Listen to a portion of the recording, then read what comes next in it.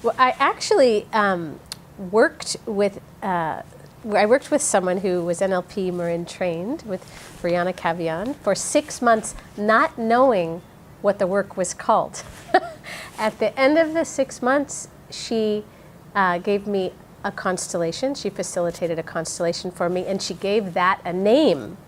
So then I knew what that was. I loved all the work, but I knew what that was, and so I was looking for where to get trained in constellation work specifically, found NLP Marin, took the whole training, and felt the school from there. I had heard of NLP before, and even of NLP Marin, but the term didn't spark my interest on its own. It was actually after tasting all of the work and falling in love with the work, and then discovering, oh, that's called NLP, and that's specifically from NLP Marin.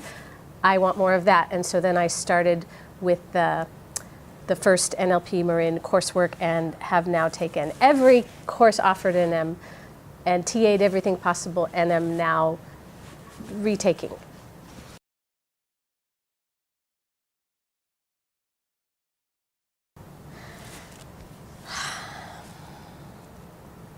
Well, now that I know this term, really the best way for me to express it is, well, I'll say that both personally and professionally, I had interest in both realms of using it for work and using it for my own personal development. But truly, I was looking to have more rapport with myself, to feel in my own language, to feel more in the center of myself. And that's something that I can say has been happening and continues to happen happily.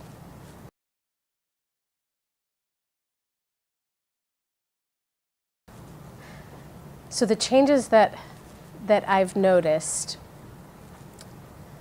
specifically, I'm going to speak to some that are not like event oriented, are more state oriented. So how I see it now, which I had a felt sense of before, but I didn't know how to refer to. I lived much of my life in a constant state of just under the radar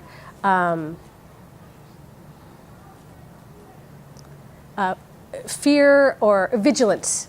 I was in a state of vigilance, of gauging what I could say, what I would say to a client, what I would say to a lover, what I would say to a friend or a family member, trying to make sure that I didn't upset anyone. So I was sort of a compulsive harmony keeper.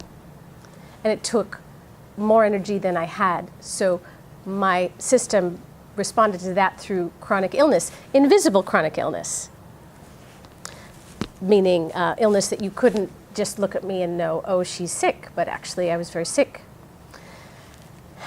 And I'm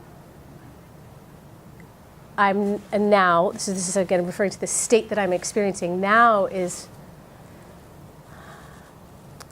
rather than responding, I was sort of responding towards like my life needed fixing. It needed constant fixing, and only I could do it, and it took more energy than I had to do it. And now much more of my energy is used towards deciding what I would like to experience and then experiencing that. So it's much more generative and much less fixing oriented, and that spills into my work life and my relationship life, friend, family, and beyond.